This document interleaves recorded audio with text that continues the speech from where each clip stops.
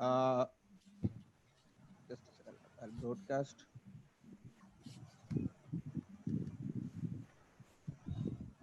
Maybe like a minute. In a minute or so, you can start. You just give me a signal, okay? Sure, sure, sir. Sure, sir.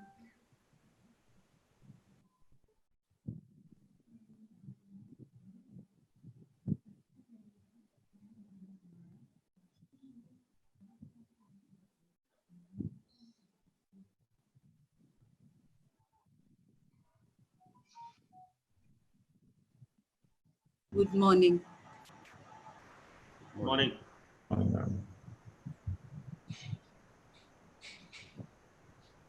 Yes, Professor Dabaldas Gupta is there. Good morning, Devalda. I can't see the screen.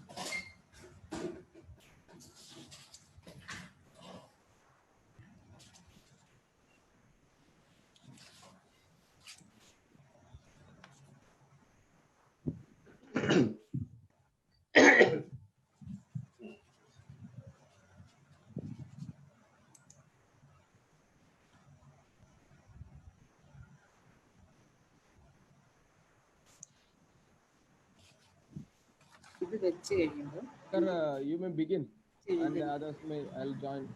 Okay, okay, fine. Almost 125 attendees now. They'll keep on joining, so you can begin.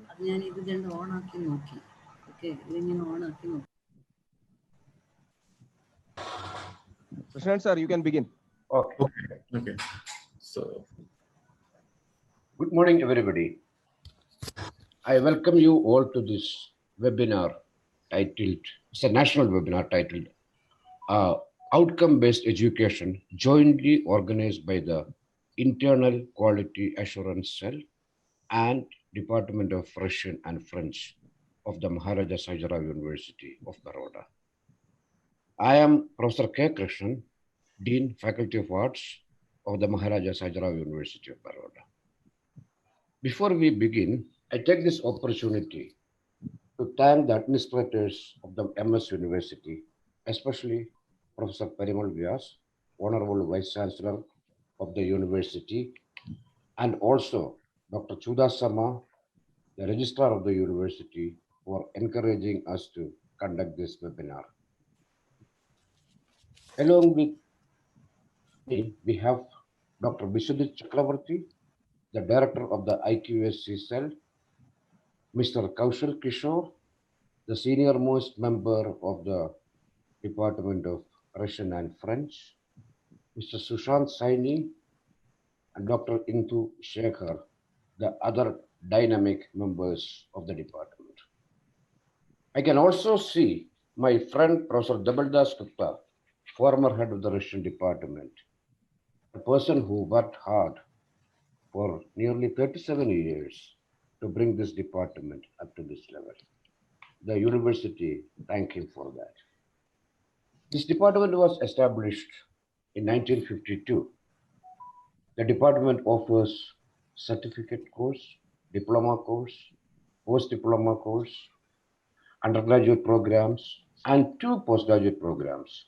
One in Russian philology, that is MA in Russian philology, and the second one, Master of Arts in Military Aviation. This department also encourages the students to take part in extracurricular activities. They put up plays and they conduct large number of cultural programs. And today's speaker is Dr. Shyam Singh India. He's a former student of the Department of Russian. And Mr. Kaushal Kishore will introduce him. Now, the topic of today's webinar is outcome-based education. When you look at the topic closely, you realize that it is one of the most relevant ones for today. It's high time to focus on the changes that is happening and also to design an alternative model. But however, we have to be very cautious that the existing model has several plus points. And when we are looking at if you are making the whole study into an applied applied level or a skill-based one, we should not miss out the fundamentals. That is what, this is a personal observation that I have. Now, the COVID-19 phase and the post-COVID-19, we are still in the COVID-19 phase. This has given us a lot of opportunities to interact like this. And I've been listening to a large number of speakers during this time. Now, before we start listening to the eminent speaker, I request Dr. Chakravarti to say a few words about the internal quality assurance cell and his feelings on the webinar. Over to Dr. Chakravarti. Thank you, Krishan sir. Good morning, namaste, and a warm welcome to all the panelists and the participants of this webinar. At the outset, let me congratulate the Department of Russian and the Faculty of Arts for having thought of doing this webinar on a topic which is very prudent, I would say, and necessary for everybody to understand.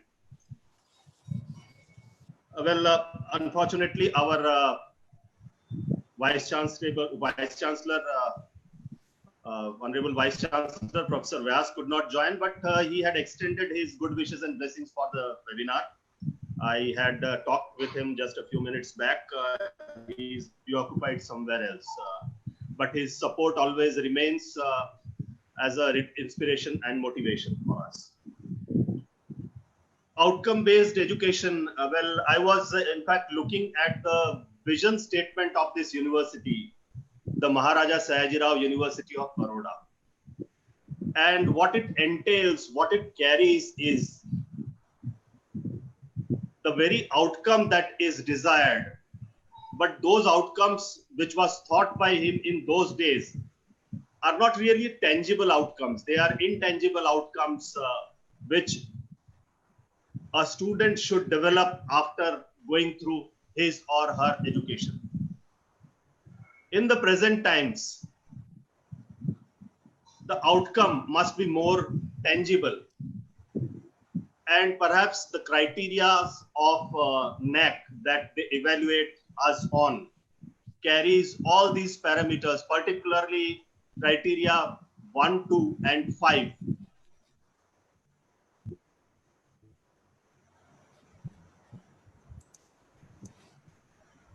Criteria 1 and 2, curricular aspects of the of education, and if the curriculum is not proper, the outcome will not be proper. So there is adequate emphasis from that point of view in the NAC criteria. And of course, more tangible approach for a student nowadays is whether he is getting employment, whether he is able to progress well in his studies further, whether the skill sets that he is required to acquire have been developed or not. These are the tangible outcomes that we are seeking in a student, and perhaps that is also addressed very well in the NAC parameters. I won't go deep into it because Dr. Shyam Singh Inda will be talking more about it. In this mass-based education, a mass education system in this country, perhaps, if we want to check the real quality of education, I think these outcomes which I had just spoken of, tangible and non-tangible outcomes, they have to be seen through properly. They have to be assessed. And on that basis, the institution should be accredited. I think NAC takes into consideration more light on it. Perhaps our invited speaker, Dr. Shyam Singh Inda, will tell you more about it. I wish that all the participants understand this outcome-based education very clearly, because it is the future of education. I think the central government, perhaps even I would say not just the HRD ministry, but the PMO is also very keen on having the outcomes of education. When the people or the exchequer is paying so much money for the mass education, when even the private colleges are spending the public money, by and large, it is the money of the students who are paying the fees.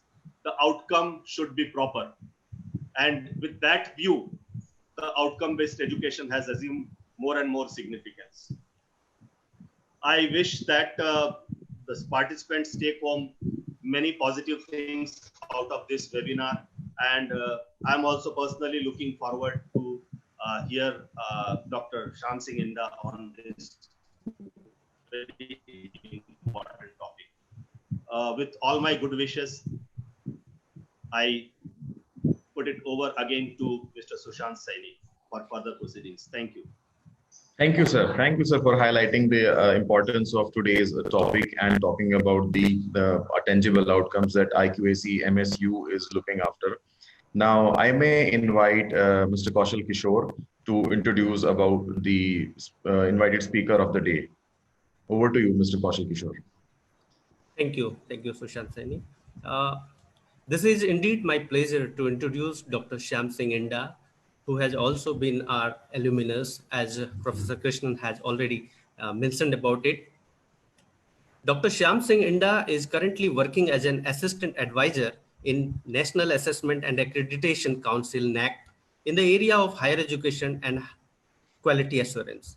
At present, apart from assessment and accreditation of higher education institutions, he is interested in various portfolios such as communication with MHRD, UGC, Parliamentary Committee, Rajbhasha Committee, Help Desk, awareness programs, and quality assurance related initiatives, to name a few. He has been instrumental in development of various manuals under new RAF framework of NAAC. Prior to joining NAAC, his research areas were management and social sciences, etc. He also has served as a faculty in HRM in 2 leading universities and was also associated with nationalized bank and central government. He holds PhD, Masters in HRM, BA Russian. With more than a decade of experience, a background of defense services, and 40 acclaimed and published research articles in peer-reviewed international journals. There are 4 books to his credit, and he has been in editorial board of peer-reviewed journals. He has excelled at academia, corporate, and development sectors.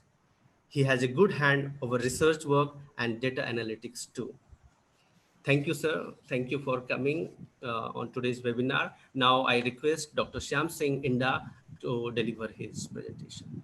Over to you, sir. Thank you, Kaushalji, for a brief introduction. But I think the pillars, the foundation pillars were very strong for me, that I was alumni of MS University, especially Faculty of Arts. So all this CV is meaningless. That word, being an alumni of MS University, that is a legacy that I'm carrying. And I take proud and privilege in taking that legacy, that I am a part of this university. So respected in absentia, Professor Parimal Vyasji, Honorable Vice Chancellor, respected Dr. Chakravarti ji, IQAC Director, respected Dr. Arun ji, I think my mentor is also there, respected Professor Debal Das Gupta sir, my initial mentor, who has helped me a lot during these days, and the foundation was laid by him. And to all Faculty of Arts and all the faculties of Maharaja Sayaji Rao University of Baroda, to whom I am directly or indirectly linked to. First of all, a big namaskar to all of you learned peoples. I take proud and privilege again that I am being a part of university, and I am become a bit emotional that I'm again a student out there. So I'll straight away go into the topic. What is outcome-based education? I'll be depicting the scenario through pictures and animations rather than going into the theory also. Kaushalji, is the screen full? Yes, sir. No, No, it's not full, sir. Yeah, can you put in full screen mode? Shyam? I think now it's visible. Yeah, it's fine now. Yeah, and thank you. Good morning and thank you, Arunji. So speaking about the outcome-based education, so initial slide which I've kept out here is basically regarding the traditional education system we have been following since ages. So we have been always talking that our selection has been very fair, it's true, it's transparent, and it's very robust. But the parameters on which we are evaluating is same for all. That means we are not able to tap the potentials which each individual has in him or her. For example, which I have taken out here. So we all know that everybody has a unique quality, everybody is a genius out there. And this was also very specifically mentioned by Albert Einstein also. If we tell a fish to climb a tree, it will take him in the entire life. Maybe in the entire life also the fish won't be able to climb the tree. So this has been a sort of education system we have been following. So we have to tap the potential, we have to identify the skills and ability which an individual has. And on that basis, we have to nurture and grow that individual. So that is the basically what is meant by outcome-based education. What actually you are teaching to the students in terms of the skills and abilities that each potential individual has, how we are able to tap it, how we are able to help that student nurturing, develop and growth, which will follow in further slides also. So my next slide is a big question mark. What is education for? Do we really tell that we are giving a good education in terms of, are we madly going after job fairs only, employment opportunities only, or is it about the degrees only? So this is actually what is happening right now. A student is bundled with so many ideas and thought. Actually, he does not know what actually has to do with the degree. And students are competing with each other in terms of degree. I have a bachelor degree, I have a master degree, I have done honors and all that. But is it fruitful in the current scenario? Because what happens in a job fair? They do go in the job fair with high percentage marks in their mark sheet, with lot of degrees, additional inputs. But is it relevant in the current scenario what the industry is seeking? This happens, and there is a lot of competition in the current scenario. We know it's a free market. People from commerce and management will tell us global village. So everybody wants something in order to showcase. For example, here the person is asking, I wish I had a rock. Same, I wish I had a stick. So all this has led to a lot of competition also. And this competition in terms has led to a lot of pressure on education scenario also. How we have to transfer our education system in terms of the global needs also and the national needs also. And the most important pillar of this is the student. If we are not able to tap their potential in such a way that we can materialize them to grow and develop, we will fail in this global village also. And I think we should not lag behind. So next, what is happening now? The important thing is higher education scenario. The budget that is being assigned to higher education is quite less as it should be. So what has happened? The students, in order to make the education system affordable, because now the prices of the professional courses or so many courses are so high that the parents are not able to, what you say is, able to pay such amount. Or sometimes the students are taking the loans from the banks or maybe other sources. So there are three dilemmas in the mind of students. First, he has to repay the loan amount also. He starts working also. He has to study also. And fourth, he has to get a good employment. So student is always bundled into these four things only: working, paying the EMI, getting a good job, and the most important, education. He is able to demarcate only less time into this education because the education is so costly nowadays that he has to pay such an amount which he is not able to afford, and he has to find out the other means and sources for that also. But are we really helping the student who is paying such high amount for the, what is it, the courses or the program that he is being a part? Will he actually get a good job so that he will be able to pay the EMI? Or will he be able to, what is says, get a good job in terms of a productive outcome of the time that he spends being a part of that institution? It's a dilemma for me also. So actually this happens in the current scenario. We are running after courses and degrees. So what happens?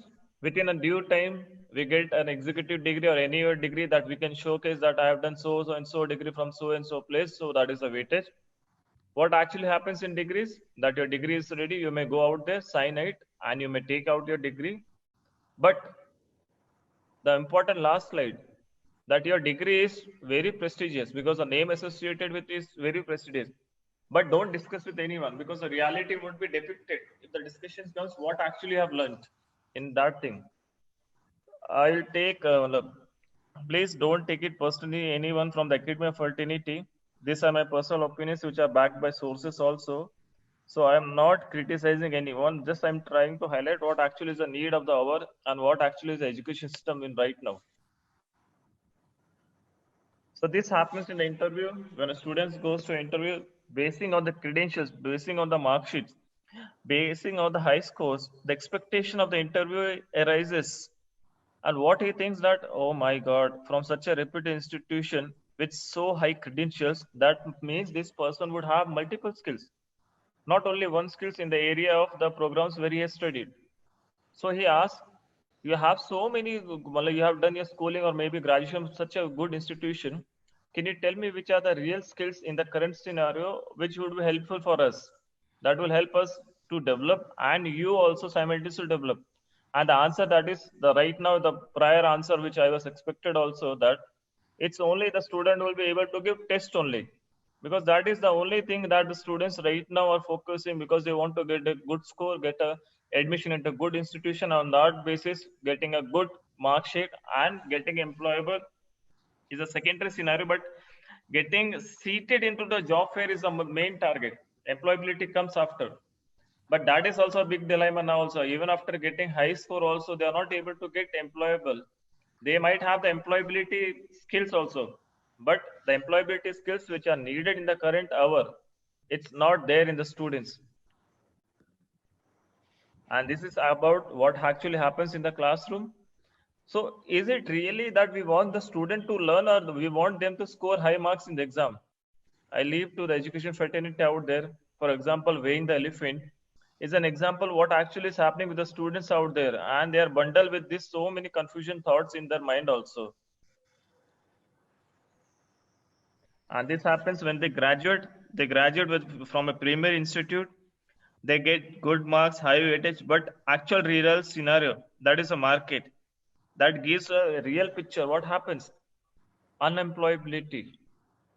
90% of Indian engineers who are graduating, they don't have employability skills. I'll touch on this part also later on. So what this depicts, so what has happened in the classroom? So we take a pride that I have taught this student, I have taught this student, I have taught this dog to whistle. Okay.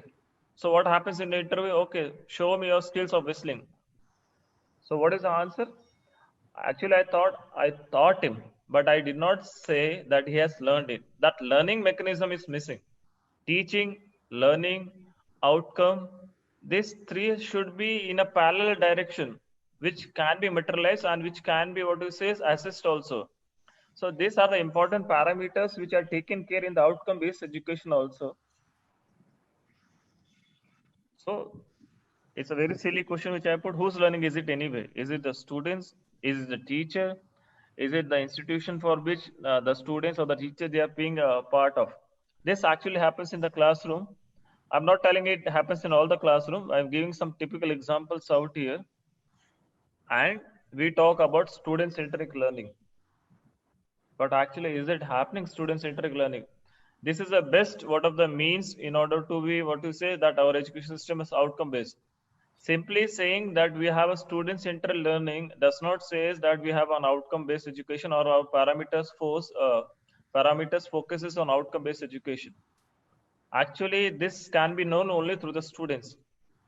The students, whether they are actually learning which they actually want to learn, or is it being just forced on them? Because as being a part of syllabus, the teacher is also forced to teach that thing. But is it relevant in the current scenario?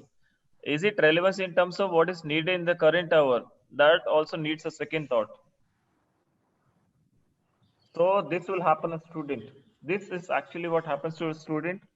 The entire school life goes into all the subjects and life, it gets like this, split out. He's not able to make out what actually he has studied, what actually he has achieved, or actually he wants to achieve.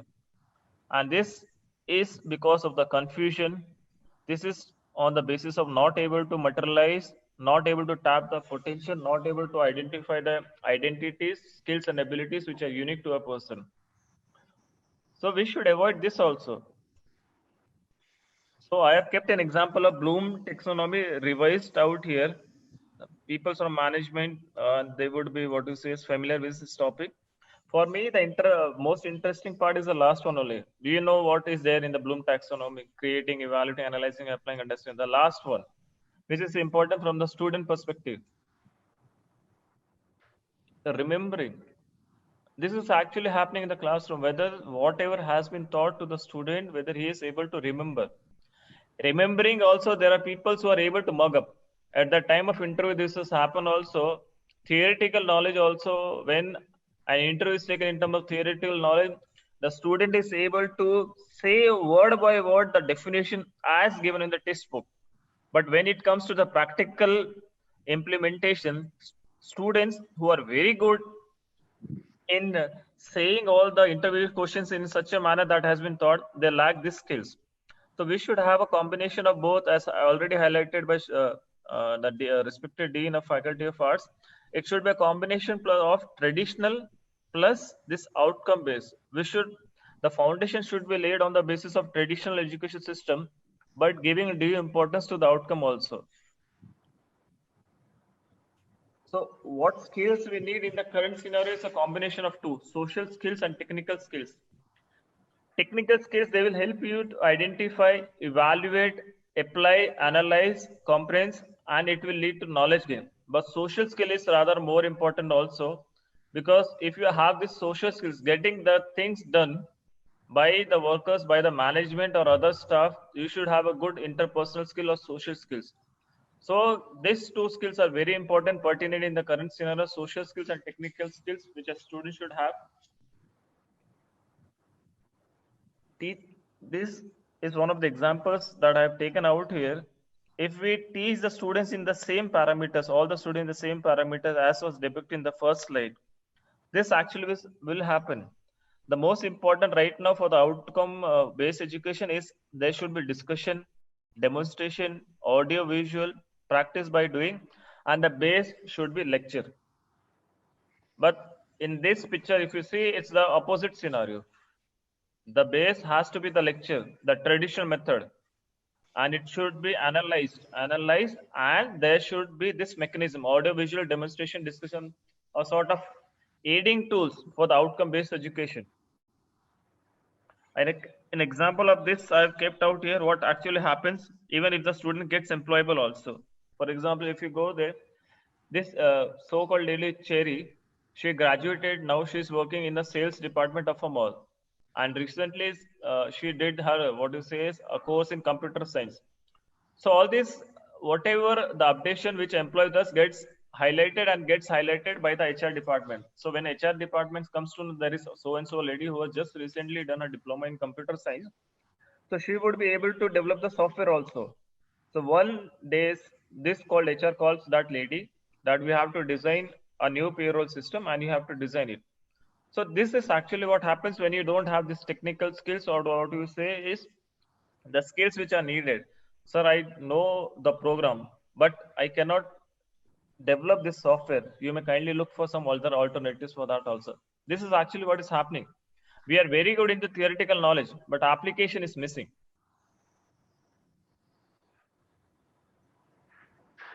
Now the major crux which I tell you, engineering. So each and every part of our daily life, we have engineering involved in. Whether water, for example, gadgets, food, health, medicine, problems, sports, anything we take, there is some sort of engineering in that. But this is the area where most improvement is needed in the current scenario also. Why it is needed? See, almost everything we eat, wear, use, there is engineering. Our daily life, our national security, renewable energy, climate change, anything that we talk, there is engineering. But actually, is it that feasible, or is it that easy that we are able to materialize and tap the potential of these future engineers? This is the scenario in the Indian context. Only 10% engineering graduates are employable. The current scenario. Alone in South, 60 lakh engineers graduate every year. This is the total strength of engineering graduates of US.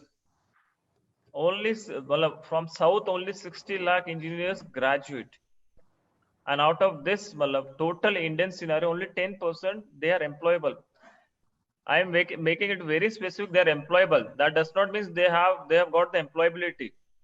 They have got the employment skills. But in the interview, the real scenario will come to know whether they have got the employment or not. Or employment on the basis of their own criteria of education, or is it they have diverted it to other fields also? Because now this is happening because they are not able to get jobs relevant to their fields. They have diversified to other fields also. So the most important stakeholder in terms of employment, employers, they have a lot of complaint that the workers or the employee, they don't have the adequate skills. Why they don't have the adequate skills? We only have the answers, but there is a demarcation and there is what is this sort of confusion between the employers and the education scenario also. And what is this?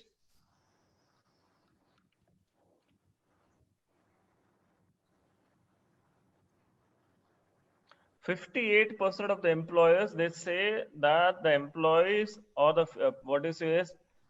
maybe the forthcoming employees, they don't have the potential skills. That means adequate skills, multiple skills which they are looking.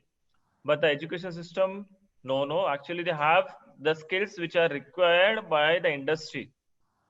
So there is a lot of this sort of confusion there, and this leads to this hypothesis. The current scenario, the labor market or the employee, they need a combination of skills rather than on one skills, because it's so competitive, this market. Unless you are able to stand out in terms of multiple skills, that is the need of the hour. It's very difficult to get a job. Multiple skills, they are need of the hour right now. Just only having relevance to the courses is not needed. You should have other skills also. In one of my lecture also, I have told that in the current scenario also, employees should have understanding of minimum 2 languages, one foreign language and one national language. One foreign language is also need of the hour. This will help a student or maybe a potential employee to stand out from the other employees also. So what are the major problems with the education system in India pertaining to engineering? They have the degrees, but skill is lacking. Skill in terms of productivity, which is required by the industry. And when we don't have this productive employee, so what actually happens, it automatically affects our Indian economy.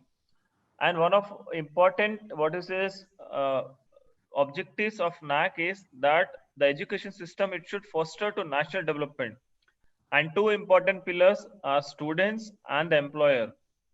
If we are not able to help the economy to develop, that means something is lacking in the education system, something is lacking in the industrial sector also.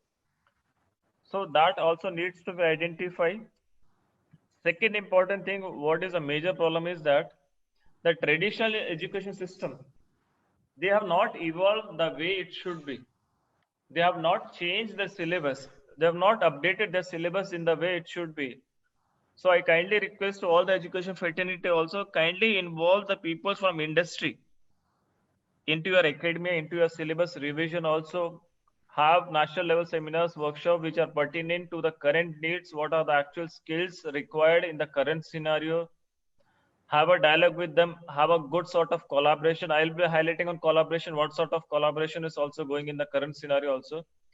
So all this thing will help you to identify the expectation and the needs of the companies that they want, which is not being they are able to found in the students who are graduating. Third important thing is that the graduates, the students who are graduates, they don't have the sufficient understanding of the concepts. That's why I told you theoretical plus practical, they both are important. Only theoretical understanding is not important. Only practical is not understanding. The base should be theory and supporting should be the practical, the outcome based education. So when we don't have this, proper understanding or insufficient understanding of the concepts, lack of technical knowledge, lack of skills required by the industry, that means there is a need for gap analysis. Gap analysis in order to identify what are the lacking areas in the education system, what are the things that are needed by the industry, and how to materialize the action plan for this thing. Fourth, important is that students, they spend most of the time in education, the 12 years of education, but whether that has helped them to innovate themselves, whether they have been able to materialize their own potential, identify their own potential, and use the potential in such a way that has led to growth and development and nurture of that student. We are not able to do this thing. Innovation is also lacking, and the base should be research. Innovation cannot happen on its own. There should be a base, that is research.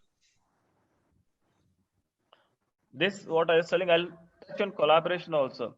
So I'm getting frequent answer that we should collaborate with industry. We should collaborate with reputed organizations. We should collaborate with international, multinational universities also.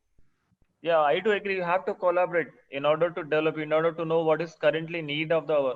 But collaboration, what sort of? That is a big question mark for me also. Is it this type of collaboration we are doing right now? Just to showcase ourselves, or to get good ranks, or to get good numbers, we say we have 70 collaboration, 80 collaboration, 90 collaboration, 100 collaboration. But are this collaboration functional? In NAC also, we have kept this criteria in terms of memorandum of understanding.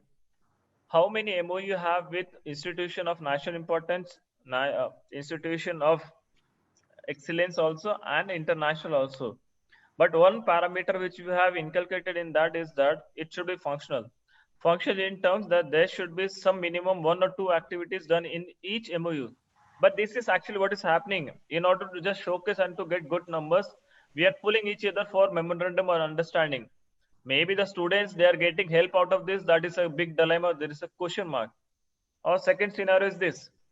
All are trying to pull one for collaboration. So this is also a very, true scenario in the current sense. And what actually is happening because of this collaboration, this is happening. So this has to be avoided. We have to collaborate in such a way it is fruitful for the society, it is fruitful to the students, it is fruitful to the stakeholders. It leads to national development also. But we should not do these things that we are trying to block the way of other potential candidates also. So what are the current issues in the teaching and learning? First is the student intake. Whether we are keeping qualification as a parameter or the quantity. I know there are a lot of pressure when it comes to colleges to fill the seats also. But are we trying to make a balance of this qualification or quantity, or running just after the quantity just to fill up the seats? Second is the staff. Are we hiring the staff on the basis of the qualification or competency, or we are keeping both the parameters in mind, qualification plus competencies?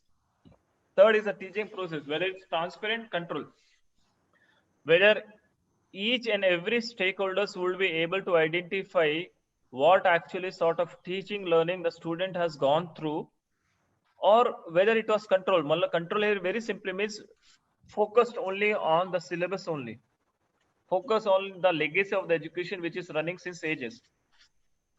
Fourth is assessment. Assessment in terms of the outcomes, the evaluation tools, the assessing tools. Fifth is the courses. Whether our courses right now which we are teaching, they are up to date. Whether it's relevant, whether what is needed by the industry, what is needed by the potential employers, we are teaching that, whether we are updating our syllabus or not. And the last, facilities.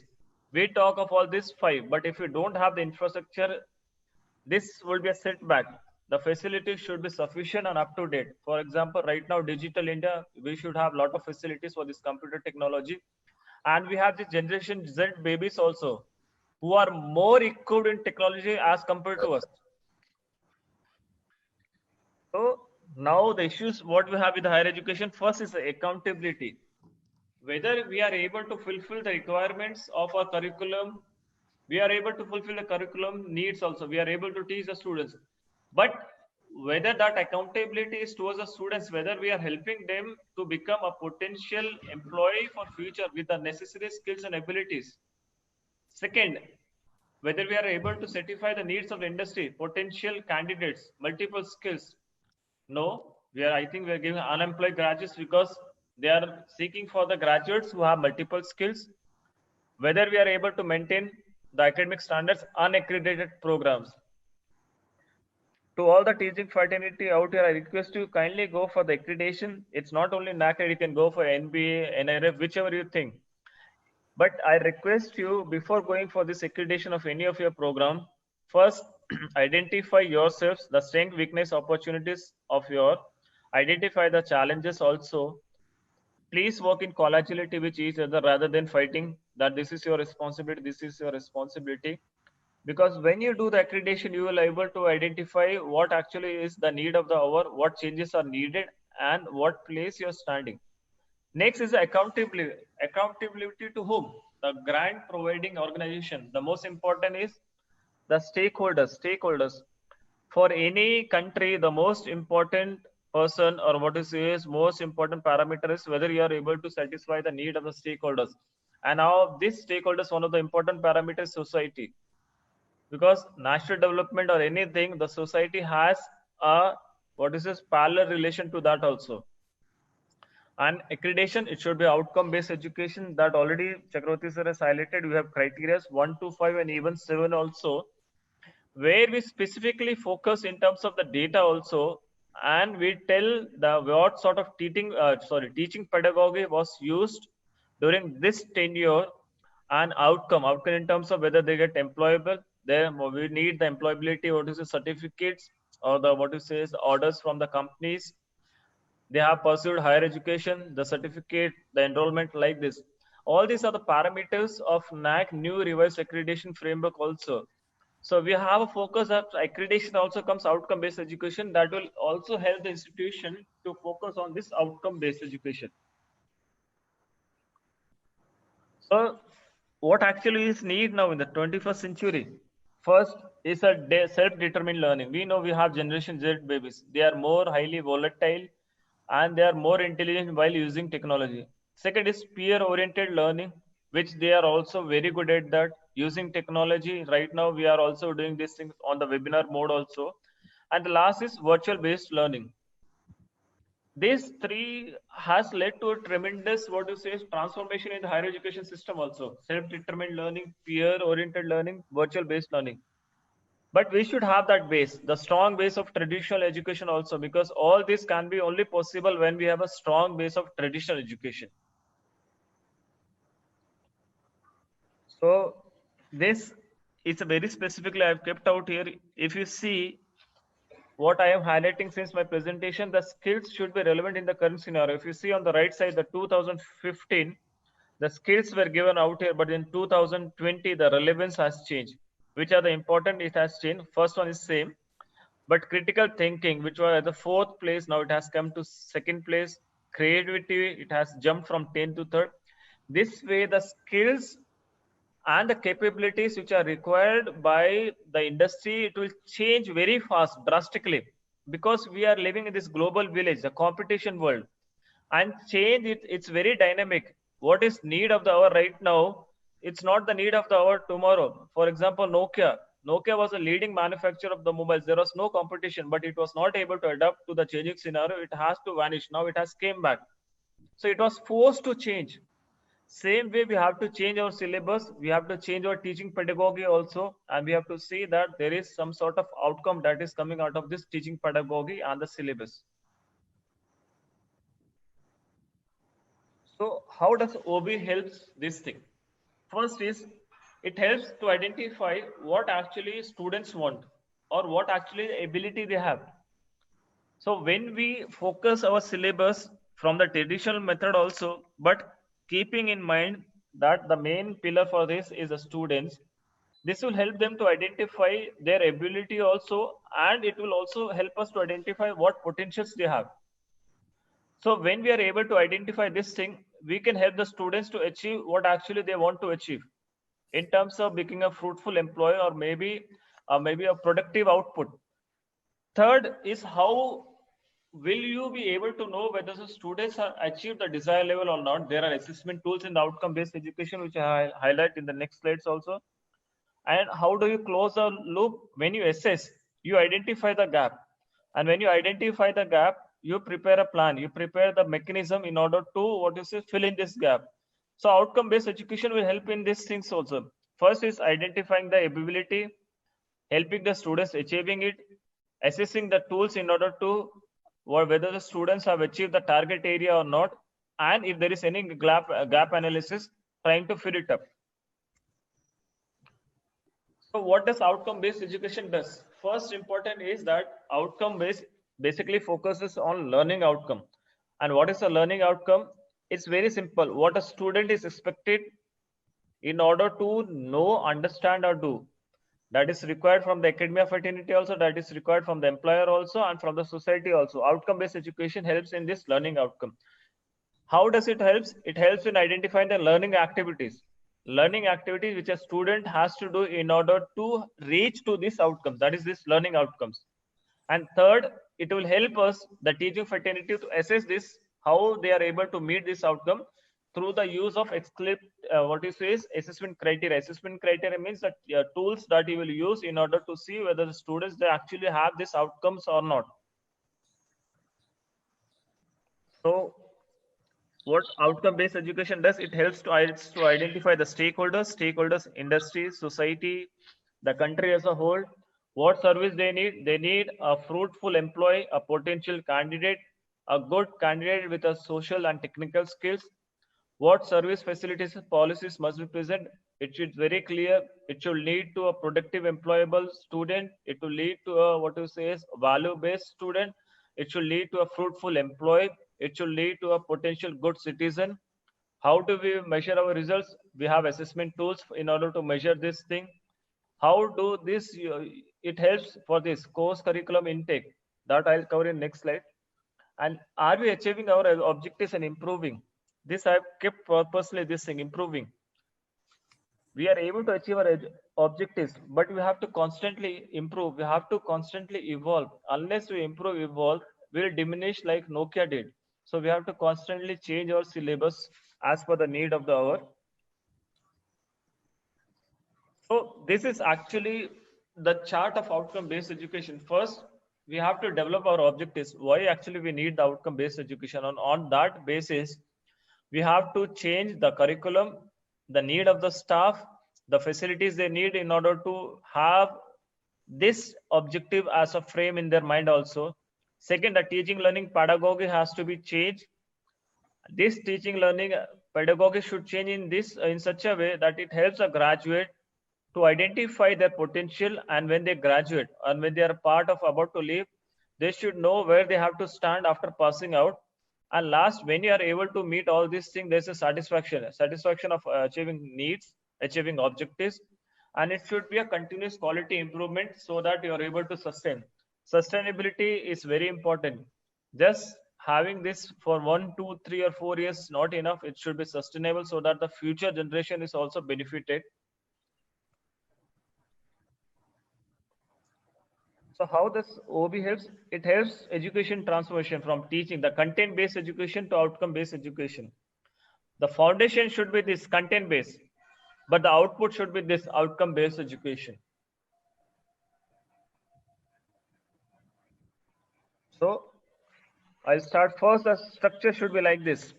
It should be focusing on global plus local industry partnership. It should be flexible, non-conventional, and convergence of the disciplines. That we say is that interdisciplinary.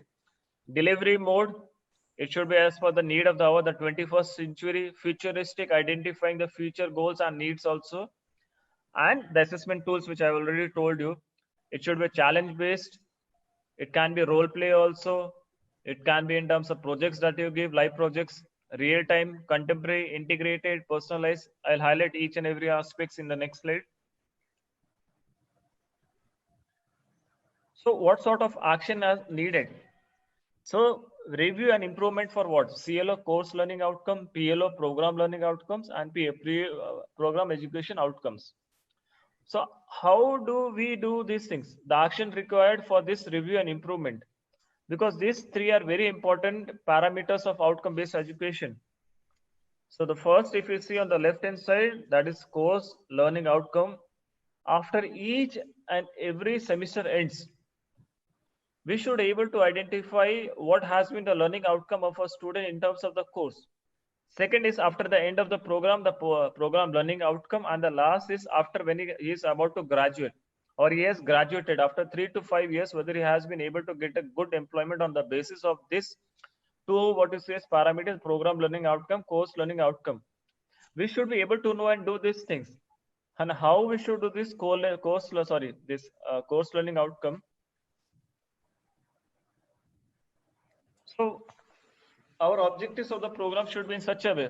First, whether we are preparing our graduates for this career and professional accomplishment. If we are preparing graduates for career, it should be published. We ask the data for everything. If you have done career counseling, please give us the details of the career counseling. Give us the details of any workshops, seminars you have done on career counseling with the name of the resource person, number of students out there, geotag photos, list of the students, duly signed and stamped also, and professional accomplishment. Out of this career counseling, it has helped the students to get good future employment, give us the certificates of that also, so that it has to be published, it has to be there. Second, whether whatever your that program objectives, they are with your institution mission, they are in aligning. As already told by Chakravarti sir, that on this Maharaja Sayaji Rao University mission is already aligned with this outcome-based education. It should be it should be evident. So we will see the vision mission statement of the so-called institution, whether this program objectives is highlighted in their vision mission or not. And third is involvement of stakeholders. It should be evident from your vision mission, from your website, from your objectives. So now the important part is the program outcome. What is the program outcome? It helps us to identify which sort of skills, knowledge, attitude, behavior, in order to perform any activity, in order to be a future employee, what a graduate needs. So next slides from A to K, I'll depict on that thing also, which already has been highlighted by Professor Krishnan sir also, Chakravarti sir also, but I'll go in a bit into details. What are these points, outcomes? First, which sir already told, the fundamental, the tradition, the fundamental principle should be the base, the pillar. Whether it's science, arts, engineering, commerce, or any stream, the ability to acquire, this should be based on the fundamentals, the basic ground, what is this traditional base of education. Second is the communication. Communication should be in such a way that it has to be effective. What we say is two-way communication. But here in outcome-based education, it says capability to communicate effectively. When you are going into interview also, you are able to communicate effectively what actually has been taught, what you have learned, and you are able to depict the skills in terms of the educations that has been acquired being a part of institution. Technical competence in the specialized area of discipline, that is the need of the hour also, and that is the base of any system also, education system. You should have the technical competence in the area where you have studied. Technical competence here does not means only a theoretical, it should have the practical competence also. Fourth is this on the action plan, ability to identify, formulate, and model problems to find a solution based on system approach. So already highlighted this course learning outcome, program learning outcome, and the last one, the program outcome, that after the 3 or 5 years, what you become, a potential employee or not. Ability to conduct research in chosen fields. Slowly and slowly, the students, they are getting diverted from this thing. Research is the base, is a fundamental for any progress to be made in the society. So, but in the current scenario, the students, they are diverting themselves from this thing. The student has to do research. They have to be involved into projects. They have to be involved into dissertation, thesis, whatever. Unless they do this thing, they cannot identify what actually would be needed in the current scenario and the future scenario also. And the most important for me is the sustainability aspect. Whatever you are doing, it should be sustainable so that the future generation should also be benefited, not only for the current scenario.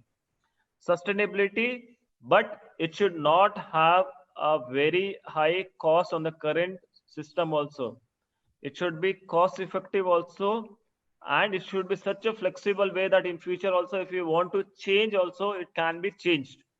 So that flexibility Sustainability, cost effectiveness is very important. And we should be committed to our ethical and professional responsibility. Professional responsibility is to give good potential value-based employees to the industry. Good, what you say is students graduated for the society, a progressive pattern, what is in terms of national development, we give our students who would help aid in the national development also, but the most important, the ethical part should be there.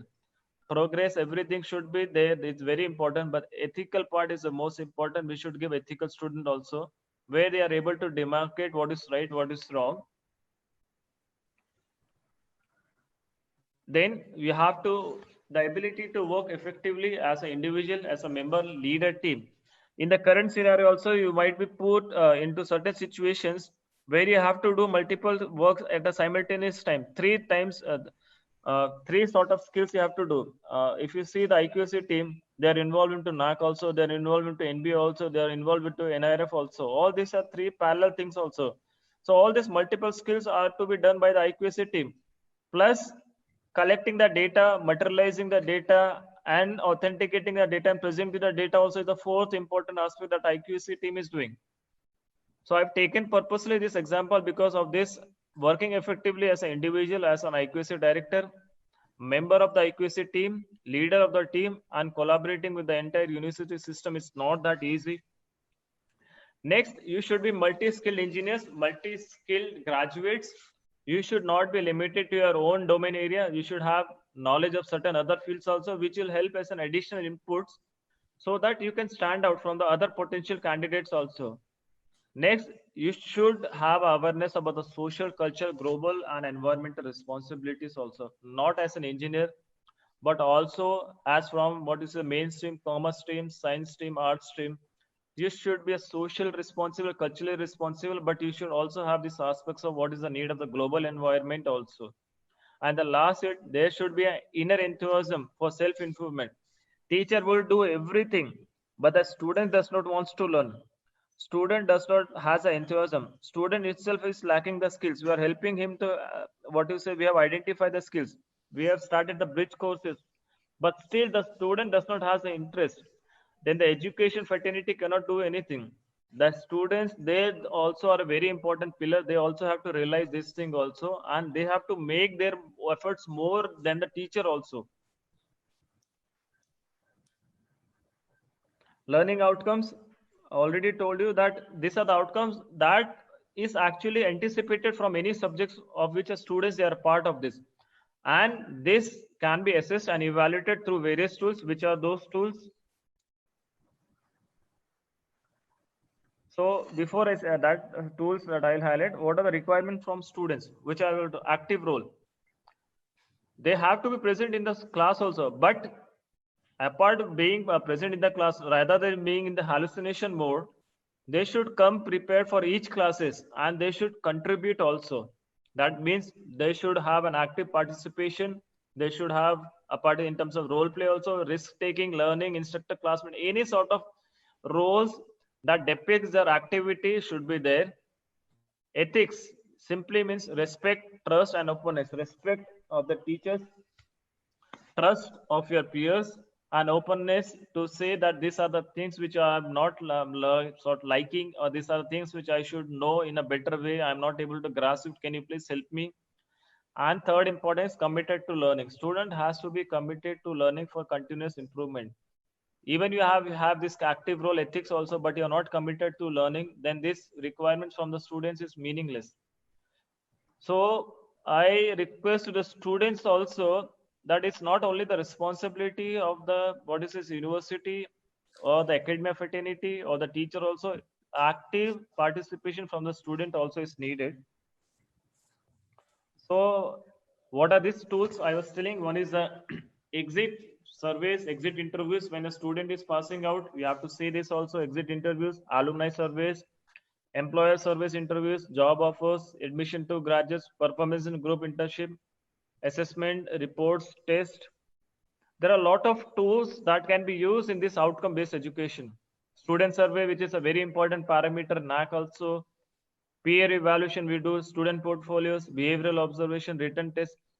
So wherever PS program C is course, so these tools are also in the slides also. I'll share the slides later on with the organizers also. So this should be the base, continuous quality improvement. This is what NAAC focuses also. This is what any university or institution should focus on. That the teachers, they are able to assess and evaluate also what is the need of the hour.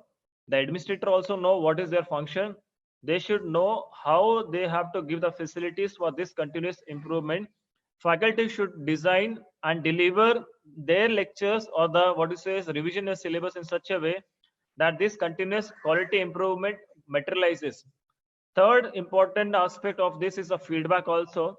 Feedback from all the stakeholders should be taken so that such things can be incorporated in your syllabus revision also, which is a very important parameter in our NAAC criteria also, where we ask feedback has been taken from stakeholders such as students, industry, society, alumni, which are the pillars of any.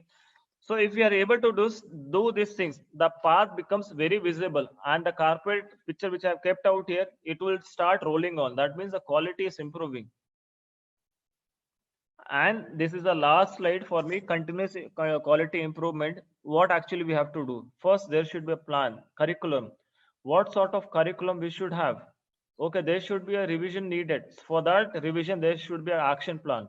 Action plan will give you the highlights, how you have to move, how you have to change your syllabus. I request you, please involve the industry fraternity or other potential employers while changing the syllabus or revision of the syllabus. Third important is that you have changed the syllabus now. The delivery mechanism is very important. The first two things has been done, but the delivery is not effective. That means the first two won't materialize. Plan, action, do materializes, check. These three things have been done in a proper way, but you were not able to assess properly what has been the outcome, or what has been the benefit, then this would be meaningless. So all these are interweb only. You can start anywhere. You can start from check also, action plan, do also, do plan, action, check also. You can start from anywhere, but they should lead to continuous quality improvement. This is all from my side. Thank you. I might have taken time because this is a very burning topic and a big topic. Over to you, Chakravarti sir.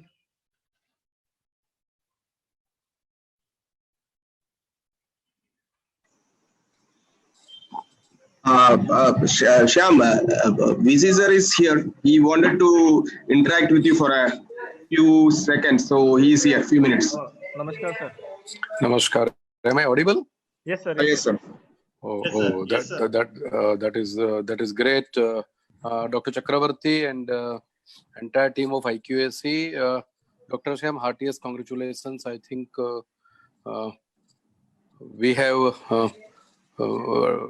today organized a webinar on a topic of great significance, and let me request all attendees who are with us today in this webinar, please take it up very seriously, because we are all heading towards outcome-based education, and whenever accreditation process would happen, each and every academic activity that happens, right from designing the academic program, its delivery, measurement of its outcome at the end of the course, and then, as you very rightly summarized at the end of your session, you talked about the feedback from all stakeholders, including the most important one is the students, and this should be a continuous process. And what I would request Dr. Chakravarti is that apart from the it was a very, very useful webinar, supported with pictures. I felt that we are all attending a very, very interesting lecture on outcome-based education, and this is the future. And we should not carry out any academic activity in our university, college, faculty, or department, be it a certificate course. We have been trying to inculcate this culture that we must, number one, motivate each and every faculty member to design a course, preferably an online course. But it is not just designing an online course. While designing a course, certificate course, or maybe online or offline, we should see to it that we rigorously and religiously follow Bloom's taxonomy. And once we do that, we should be able to relate that with its delivery, with its evaluation. We should be able to measure the effectiveness of the question paper that is being set for the student. We should also try to relate it with the various other tools that are available for evaluation of the students. If you look at the entire presentation which Dr. Syam has made, there are two big challenges that all of us are facing. Number one, we all will have to put efforts to make it increasingly student centric. I think that is very important. If a student is pursuing a course or a degree or diploma program, what do we expect and what will be value addition that we would be able to, offer to him or her? I believe this is going to be a reality check for each and every university across the country.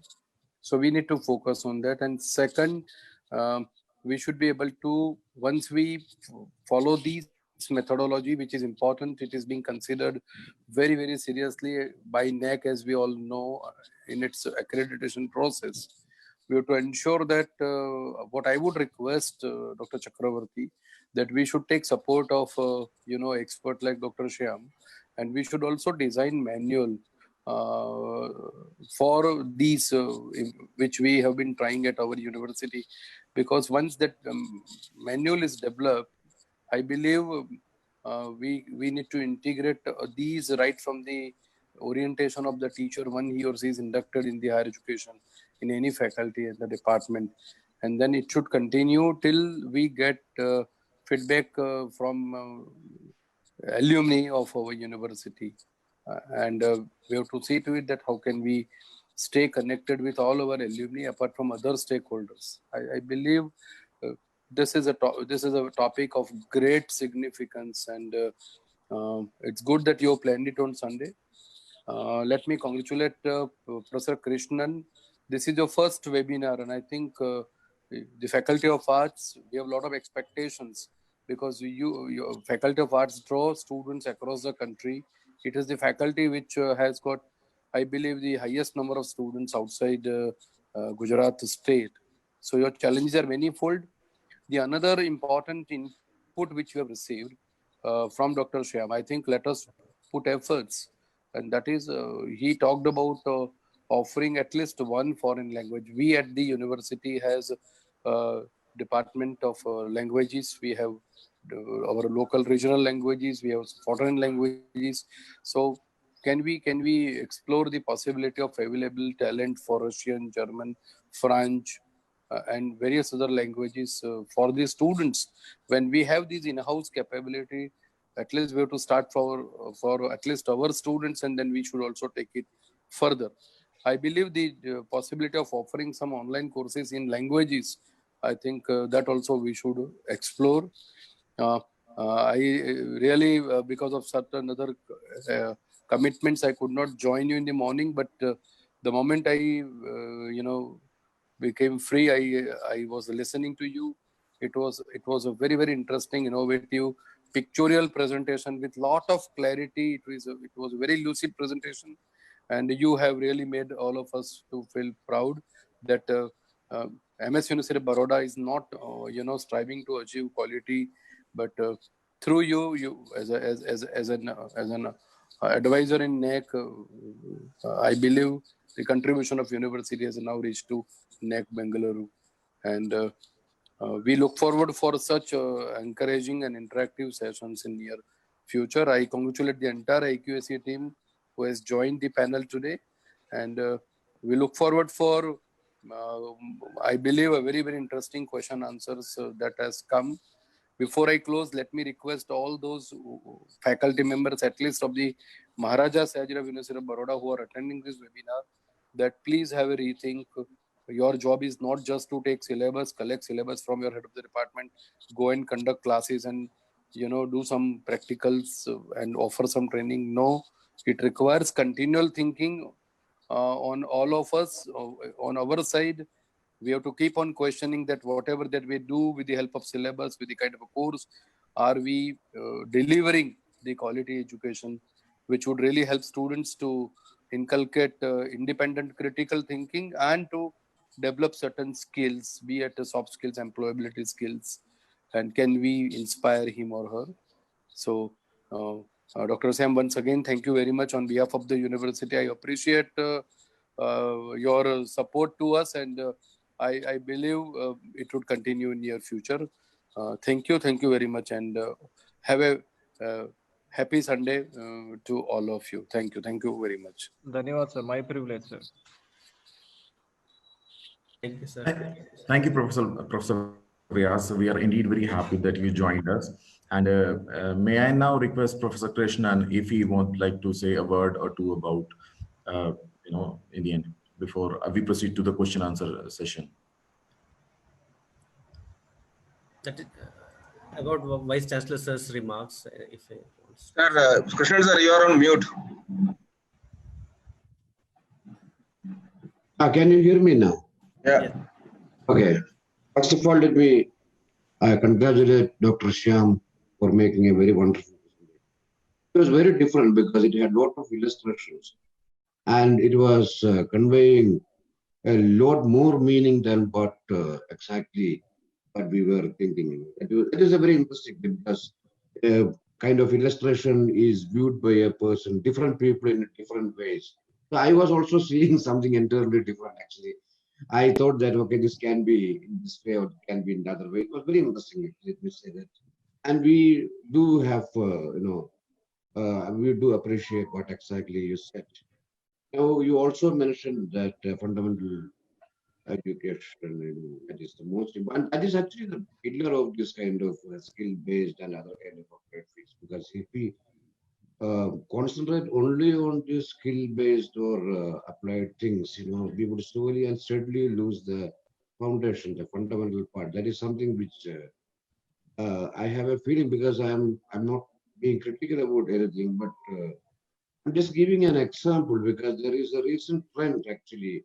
We have been starting courses at undergraduate level, primarily very applied fields like molecular biology, biochemistry, biotechnology, and all kinds of things. These are all not subjects that can be taught at a graduate level. It is primarily, these are all applied subjects.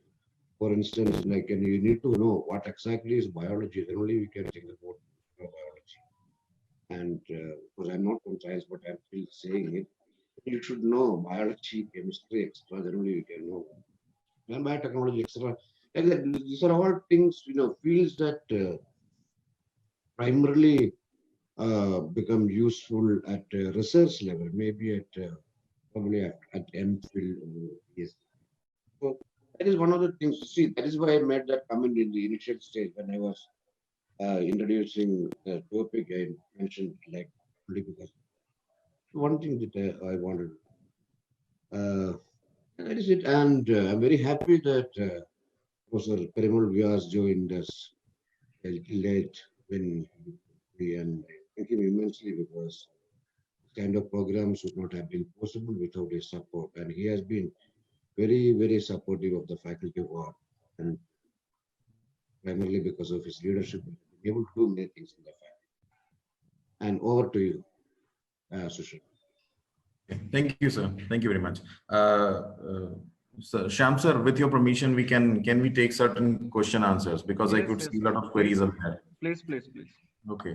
So first of all, thank you very much, sir, for this kind of presentation that you have made very effectively through illustrations. You have explained, and rightly so, and that what is happening in the field of academics and what are still the requirements are.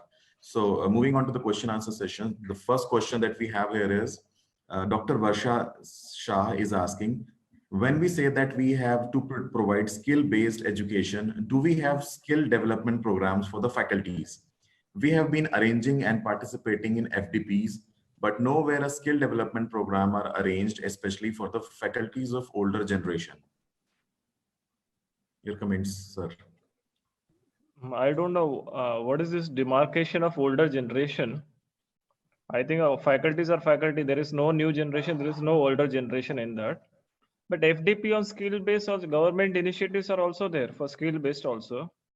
And there is one skill university also. I think in Baroda also there is one skills university, and there are 4 or 5 skills university that provide this FDP on skill based education also. And skill based education is only the prerogative of doing FDP. That can be invited as a part of your syllabus also. Government is appreciating that you can have a syllabus on skill based education, value based education also. And our 7th criteria, that is only that on institution values, best practices and social practices, where this value based and skill is a part of that. So madam, I request you, please don't make first this demarcation from this older and new faculties. Faculties are faculties only. There is no new and old in that. The way of thinking can be different. And regarding this FDP, you can please have a word with the skills university. There are 6-7 skills university in India.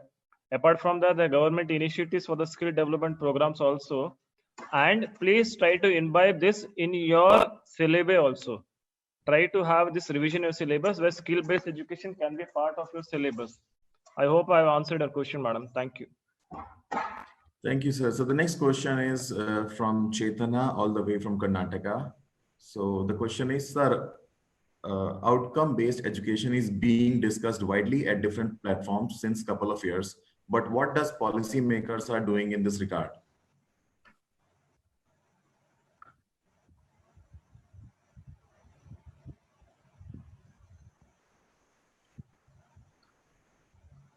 Hello, Shyam sir. Saniji, can you just repeat the question? Yes, sir. So she's asking, like, outcome-based education is being discussed widely at different platforms since couple of years. But what does policymakers are doing in this regard? I do not see the implementation of OB in my affiliated university. But regarding these policymakers, we cannot comment. That is a government prerogative also. But this is a very important part of national education policy. We are just waiting when it gets implemented. So there are a lot of changes and there are a lot of parameters on this outcome-based education, national education policy. It's up to the administrators or the bureaucrats to implement it. We cannot comment on it, but it's a part of national education policy for your kind information. Thank you. Thank you, sir. The next question is from Dr. Shrikant, and he's asking, but there is no mention of PEO in NAC. Why? Sir, if you go through that, the glossary, in the NAC glossary, there are 3 very specific terminology that we have used out there. I kindly tell you to please go through the glossary. Your answer is there in the glossary itself only. Yes, sir. Sir, then there is one more question from Bharat Diora. And we are getting in between, meanwhile, we are getting a lot of congratulatory messages, and they're thanking you for this wonderful presentation. Now the question is, what do you think on the education system that were designed by Mahatma Gandhi in Vardhan 1937? I'm no one to comment on the education system or the syllabus that has been revision in that university. I think it's the students or maybe the stakeholders who can comment on that thing. I'm sorry, I cannot comment on that. Thank you.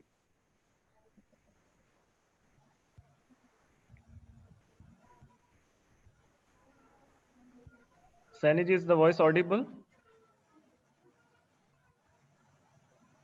Hello? Hello? Yes, you are audible. Sushant, please unmute yourself. Yeah, it is actually, can you hear me? Yes, sir. Sushant, there is, Sushant, you have muted you. Yeah. Yes, sir. So graduate attribute is readily available for engineering program as given by NBA. Likewise, has it been defined by NAC for arts and science course?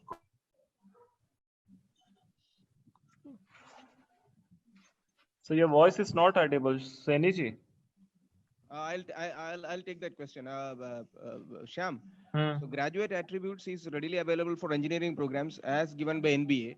Likewise, has it been defined by NAC for arts and science courses? No, we are not asking anything about the graduate attributes out there. We are asking in terms of progression to higher education, progression in terms of employability, and the learning outcomes. We are not demarcating in terms of attributes. We are demarcating in terms of progression. That is a demarcation we have kept out here. For us, the demarcation is progression, not the attributes.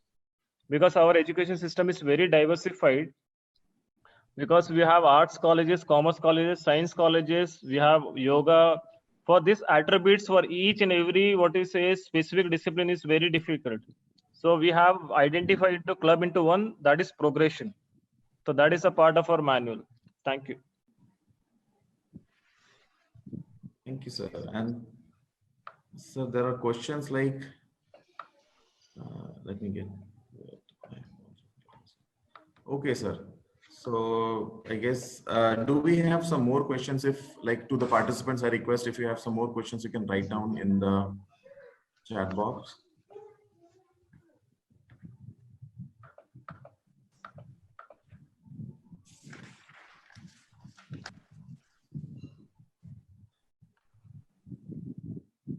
Sushant, it's okay. I think there are no more Okay. questions.